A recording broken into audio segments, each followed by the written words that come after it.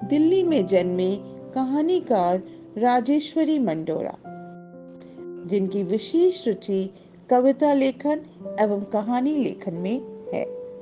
वे एक बहुत अच्छी पाठक भी हैं। उनकी 3 पुस्तकें ग्रामीण पाठकों के लिए प्रकाशित हो चुकी हैं। इंडिया नेट बुक्स नोएडा से उनका पहला कहानी संग्रह प्रकाशित हुआ था। आइए उनके द्वारा रचित कहानी कमलेश का आनंद लेते हैं, जो एक पारिवारिक पृष्ठभूमि के साथ प्रस्तुत है। कमलेश सुंदर और सुशील महिला थी। परिवार में उसकी अच्छी बात थी।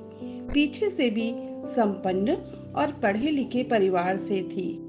सास ननद जेठ जेठानी सभी के साथ प्रेम से रहती और घर का सारा काम खुशी खुशी करती। पति का कपड़े का बहुत अच्छा व्यापार था। घर में किसी भी चीज की कमी नहीं थी। सभी परिवार में मिलजुल कर अच्छे से रहते थे। कमला जेठ जेठानी के बच्चों को अपने बच्चों की तरह प्यार करती। कमला परिवार संग प्यार से तो रहती ही, पर उसके जीवन में एक बहुत बड़ी कमी थी। विवाह के 10 वर्ष हो गए, किंतु कोई संतान ना थी। कहती तो वो किसी से कुछ नहीं थी, पर मन ही मन सोच में जरूर पड़ जाती थी। कई बार तो उसकी जेठानी उससे कहती कि तू उदास ना रहा कर, मेरे बच्चे भी तेरे ही बच्चों जैसे हैं। एक ही बात है। कमला कई बार अपने मन को बहलाने का प्रयास करती, पर एक दिन परिवार के सभी जन एक साथ बैठे तो जेठ के बच्चे भी वहीं खेल रहे थे। कमला को छोटी मम्मी कहते थे। बातों बातों में जेठानी का बेटा कभी कभी कह भी देता था कि मेरी असली माता छोटी मम्मी ही है। एक दिन एक दिन कमला ने अपनी जेठानी से मन पक्का करके कह दिया, दीदी, क्या मैं आपके बच्चों को प्यार नहीं करती? क्या मेरे प्यार में कोई कमी है? इस पर वह बोली, कमला, तुमने ऐसी बात क्यों कही? तुम तो इन्हें अपना ही बच्चा समझती हो। कमला बोली, दीदी, आप मुझ पर एक एहसान कर दीजिए। आप मुझे अपना एक बेटा दे दीजिए। यह सुनकर परिवार में चर्चा शुरू हो जाती है। कमला के जेठ जेठानी ने भी कहा कि जब कमला हमारे बच्चों का इतना ध्यान रखती है, उन्हें इतने दिलो जान से प्यार करती है, तो इसमें हर्ज ही क्या है। पूरे परिवार में एक नए तरह का माहौल बन जाता है। बाकायदा कानूनी तरह से कमला बेटे को गोद ले लेती है। पार्टी जश्न का माहौल छा जाता है। परिवार में रौनक हो जाती है। कमला की तो जैसे दुनिया ही बदल गई। सब परिवार में खुश खुश रहने लगते हैं और घर का व्यापार भी दिनों दिन बढ़ने लगता है। तो दोनों भाई अलग अलग कोठी में रहने लगे, पर प्यार में उनकी कोई कमी ना थी। तीज त्योहार दोनों मिलकर मनाते थे। परिवार अलग, बिजनेस अलग और घर की जिम्मेदारियां भी अलग अलग हो गई थी। कमला अपने बेटे बंटी और पति के साथ बड़े से घर में रहती, मजे करती। उसे पता ही नहीं चलता था कि उसका सारा दिन कैसे बीत जाता। कमला के घर में सभी लोग उसे देखकर बहुत खुश होते। कमला के जेठ जेठानी भी उसे देखकर बहुत खुश होते और कहते, कमला, तू तो मुझसे भी ज्यादा ध्यान रखती है बंटी का। इसे ज्यादा सिर मत चढ़ाना, नहीं तो बिगड़ जाएगा। दोनों देवरानी जेठानी बैठकर खूब गप्पे लड़ाती। दोनों सगी बहनों की तरह रहती। देखते देखते समय कब उड़ चला। अब बंटी 25 वर्ष का हो गया था। पिता के साथ काम पर जाता और मेहनत करता, परंतु बंटी का स्वभाव काम पर ध्यान देने का नहीं था। कमला बार बार यही कहती कि बड़ा हो जाएगा तो काम पर ध्यान देगा, पर ऐसा हो नहीं रहा था। अच्छे अच्छे घरों के रिश्ते बंटी के लिए आ रहे थे। माँ कमला मन ही मन खुश होती, लो जी कुछ दिनों में रिश्ता भी हो जाएगा। बंटी के घर के ठाट बाट देखकर लड़की वाले बहुत खुश होते और जल्द ही एक रिश्ता पक्का हो गया। लड़की भी अच्छी बिजनेसमैन परिवार की थी। बस दोनों की शादी रस्मों रिवाज से की जाती है। बंटी की पत्नी बीना शादी करके घर आ जाती है। बंटी अपने पिता के साथ अब फैक्ट्री भी नहीं जाना चाहता था। पिता का हाथ बटाना तो दूर, वह घर पर ही रहता।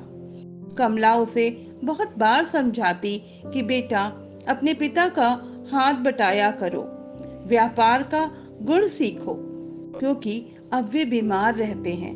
परंतु बंटी उसे अनसुना कर देता था। एक दिन बंटी के पिता सुबह 10 बजे फैक्ट्री के लिए निकले और 2 घंटे बाद ही फैक्ट्री से कमला को फोन आ जाता है कि उन्हें दिल का दौरा पड़ गया है और उन्हें पास के ही फोर्टिस अस्पताल में ले जाया गया है। कमला की सांसें रुक गईं, वो घबरा गई। वह बंटी को लेकर जल्दी से अस्पताल पहुंची। वहां उसने देखा कि उसका पति अंतिम सांसों से जूझ रहा है और लंबी लंबी गहरी सांस ले रहा है। यह सब बहुत जल्दी ही समाप्त हो जाता है। ईश्वर के आगे किसकी चली है। ईश्वर को जो मंजूर था वह हो गया। उसकी यह लीला समाप्त हो गई और कमलेश, जिसे प्यार से सब कमला कहते थे, विधवा हो गई। बंटी के सिर से पिता की छत्र छाया भी हट गई। अब अनुभवहीन बंटी के ऊपर व्यापार एवं घर की पूरी जिम्मेदारी आ गई। व्यापार के लिए अथक परिश्रम एवं गंभीरता और ढेर सारी गहरी परख की आवश्यकता होती है, जिसमें बंटी बिल्कुल अनाड़ी था, कच्चा था। माँ के लाड़ प्यार ने उसे आराम पसंद एवं निष्क्रिय सा बना दिया था। धीरे धीरे व्यापार भी मंदा हो चला था। आमदनी कम होने लगी। एक दिन ऐसा भी आया कि बंटी की नाकामयाबी की वजह से व्यापार भी ठप हो गया। आर्थिक तंगी का दौर भी शुरू हो गया। परिवार में कलेश बढ़ने लगे। पति पत्नी एवं सास बहू के बढ़ते कलेश का बच्चों पर बेहद बुरा असर पड़ रहा था। कमलेश, जिसे प्यार से ससुराल में कमला बुलाया जाता था, उसे अपने ससुराल में बहुत ही प्यार दुलार और सम्मान मिला था, जो आज भी अपनी सास ननद जेठानी सबकी प्रिय थी। परंतु अपनी बहू से हजारों ताने प्रतिदिन सुनती थी। धीरे धीरे बंटी की पत्नी बीना ने आर्थिक संकट को अपने हथियार के रूप में प्रयोग करना आरंभ किया। आर्थिक रूप से संपन्न अपने मायके से वह रुपए पैसे की मदद लेने लगी। यहाँ तक कि रसोई का राशन तक उसके पीहर से आने लगा। बंटी की पत्नी अब पहले से अधिक झगड़ा करने लगी थी और बात बात पर अपने पति पर तंज कसती, जो अत्यंत शर्मिंदगी से भरा होता। धीरे धीरे बंटी की पत्नी बीना ने आर्थिक संकट को अपने हथियार के रूप में प्रयोग करना आरंभ किया।